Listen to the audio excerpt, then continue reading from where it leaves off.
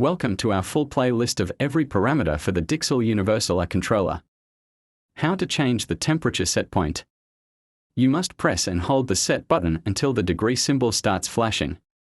Using the arrow up or down button, adjust the temperature to the desired set point. Wait until the temperature appears. The new temperature set point is now saved. If this was helpful, please like and subscribe. Wait until the end and you can screenshot all the parameters and alarms. Stay chilly.